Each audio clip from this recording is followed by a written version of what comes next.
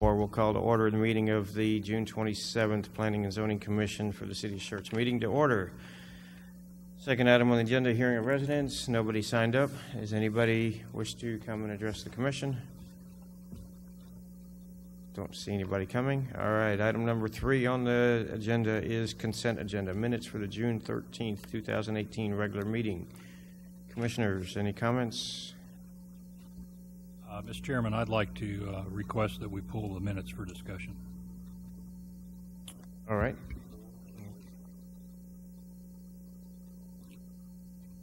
All right. We have a request to pull the minutes from the consent agenda for discussion.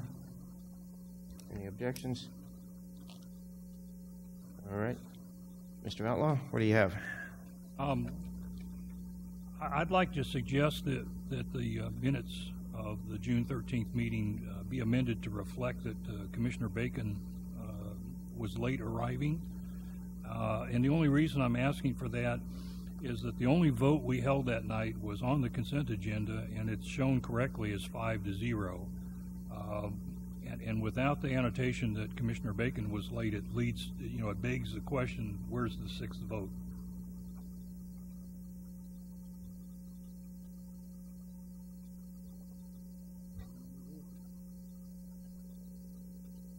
All right. Does anybody else have any comments? Concur. All right. So we 5-0s.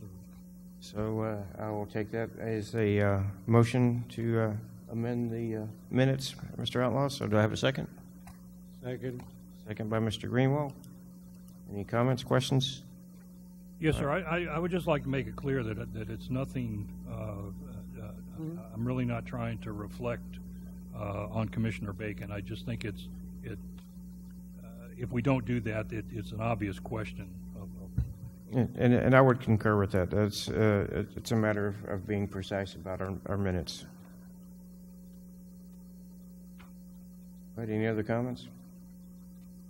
All right, hearing none, call for a vote. Aye. Aye. Aye. Aye. Aye.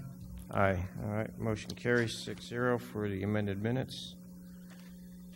Next item on the agenda, items for individual consideration. Item PC 2017-042, consider and act upon a request for approval of a preliminary plat for the South Water Reclamation Plant subdivision, an approximately 134-acre tract of land located at 7424 Trainer Hill Road, City of Schertz, Bexar County. Emily.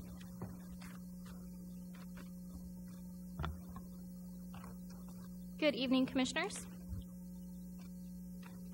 So the applicant is proposing to preliminary plat approximately 134 acres, which you can see here outlined in green. This property here.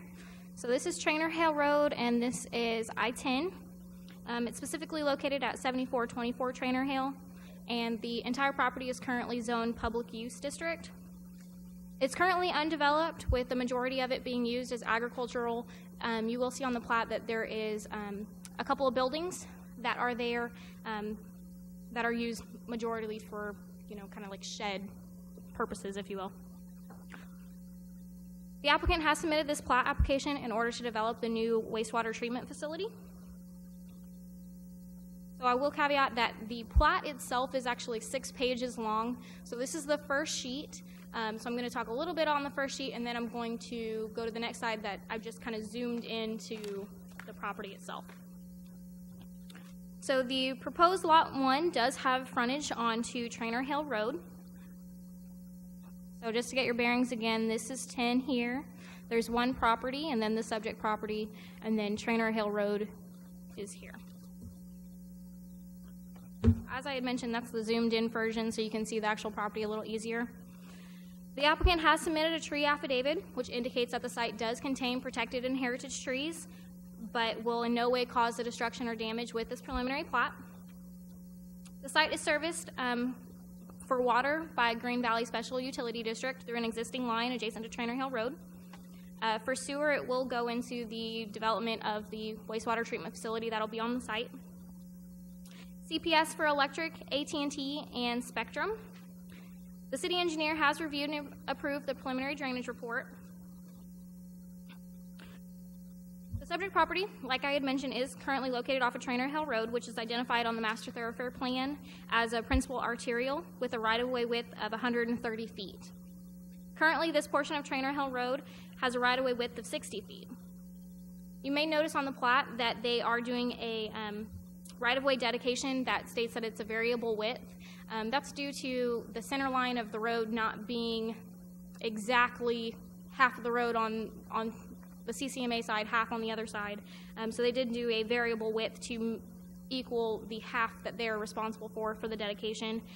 It's approximately 1.4 acres of land dedication adjacent to Trainer Hill Road. The proposed preliminary plat is consistent with all applicable requirements, and staff is making a recommendation of approval of the preliminary plat. And we do have a CCMA representative if there's any questions for them as well.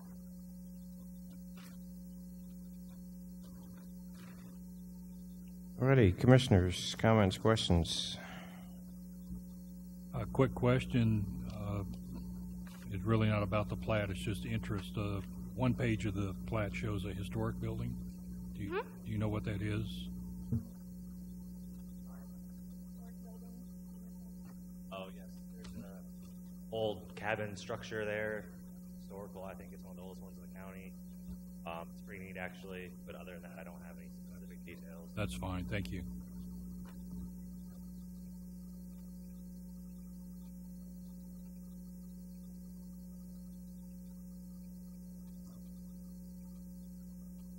All right, does anybody have anything else?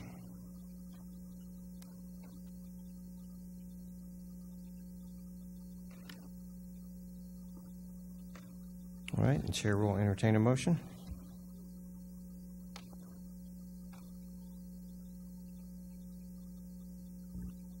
Mr. Chairman, I make a motion that we approve a preliminary plat for the South Water Reclamation Plant subdivision,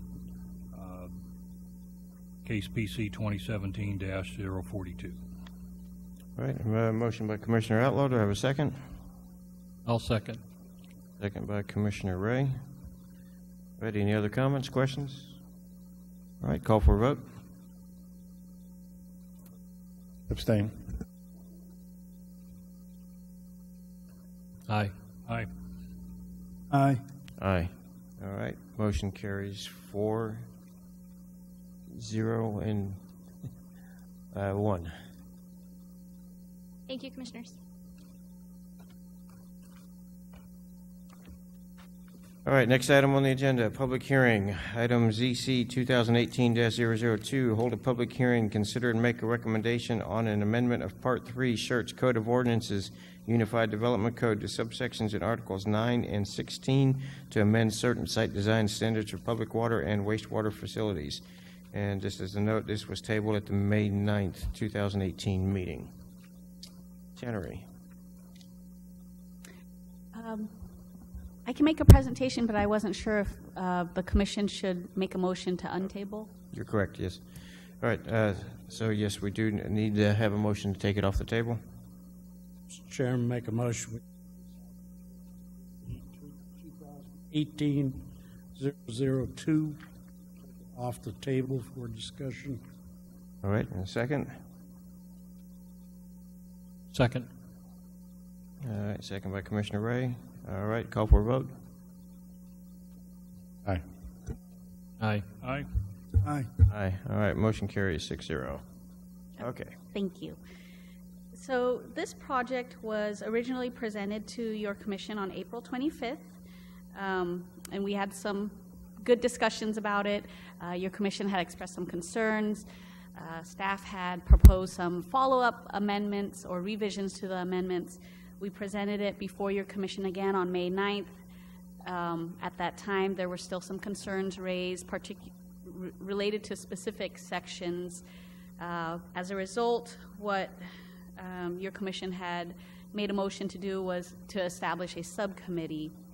The subcommittee met after the May 23rd meeting to go over specific items that we wanted to explore, making additional revisions to clarify the language and to also limit the proposed amendments to the code that would exempt public water and wastewater facilities from certain site design requirements. So after the subcommittee meeting, we presented it as a workshop and discussion item before the entire commission on June 13th. That way we could flush out any remaining comments or concerns that your commission had. And so as a result, now we're here with the proposed amendments that have been attached to your staff report or to your agenda packet. And just to recapture the sections that are proposed to be amended, 21.9.5 has to do with exterior construction and design standards. The proposal is for public water and wastewater facilities to be exempt from the exterior construction and design standards. And the way we've proposed to limit that is, as you'll see later on the bullet list, we are proposing a definition to public water and wastewater facilities that when you look at the definition, any occupiable space is not considered as part of public water and wastewater facilities, so that the proposed modifications to 21.9.5 would not apply to occupiable space. Section 21.9.7, the landscaping provisions, there's certain subsections that we are proposing to amend. As we had presented at the workshop, these proposed changes in essence exempt public water and wastewater facilities, with the exception of occupiable space, from, generally speaking, interior landscaping requirements. And part of the reason for that is for lift stations, for example, they are typically enclosed with masonry fencing, and so staff is of the opinion that the interior landscaping requirements that are typical for commercial development wouldn't make sense for these facilities when they are entirely enclosed within solid masonry fencing. The other section that's proposed to be modified is section 21.9.8, screening and fencing, with two particular proposed amendments, and one of which is to allow for opaque fencing regardless of the location in relation to the lot, so that lift stations, for example, opaque fencing could be permitted within the front yard. And then the other provision in this section that's proposed to be amended is to allow for 3-strand barbed wire fencing on top of chain link fencing. Reason for that is in the past, staff has typically run variances to allow for a 3-strand barbed wire fencing on top of chain link fences for certain facilities. I had mentioned the public water and wastewater facilities is being proposed as a new definition because we currently do not have that definition in the UDC. And then the last item, tree preservation and mitigation, this is actually a cleanup item because staff had previously amended the tree preservation and mitigation requirements to allow for certain waivers to go before the Planning and Zoning Commission. Staff had followed up with a separate amendment that we had accidentally reverted back to the original language, so now we're proposing an amendment to revise it back to what was originally proposed to be amended. And with that, staff is looking to your commission for a recommendation before we present this to City Council. And that concludes my presentation. I had included some images in this. If you'd like to look at those, again, I'll leave that up to your commission to determine whether or not you want to go through some of those images or not. They're the same images as what was discussed at the subcommittee meeting. Thank you. All right, thank you. This is a public hearing, so we open the public hearing at 6:18. Anyone wishing to address the commission on this topic, please make your way to the podium. And seeing no one, we'll close the public hearing at 6:19. Commissioners, comments, questions?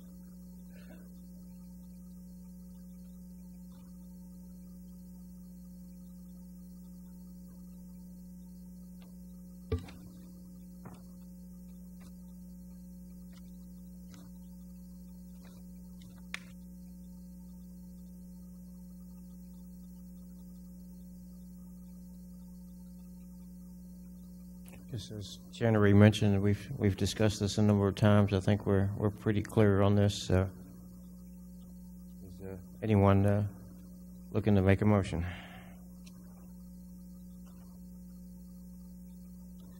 Mr. Chairman, I'll make a motion that we approve case CZ 2018-002. Okay, motion by Commissioner Ray. Do I have a second? Second. Second by Commissioner Greenwald. Any other comments or questions? All right, we'll call for a vote. Aye. Aye. Aye. Aye. Aye. Motion carries 6-0. All right, next item on the agenda, requests and announcements. Requests by commissioners for items on a future agenda. Gentlemen, do we have anything? All right, announcements by commissioners. No? All right, announcements by staff.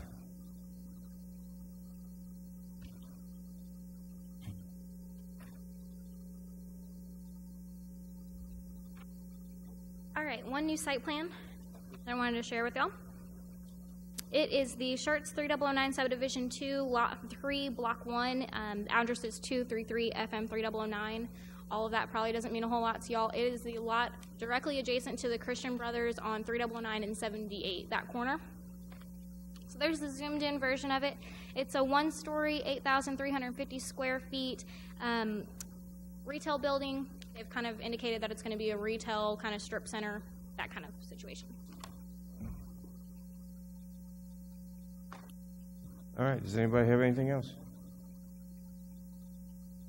All right, meeting adjourned at 6:21.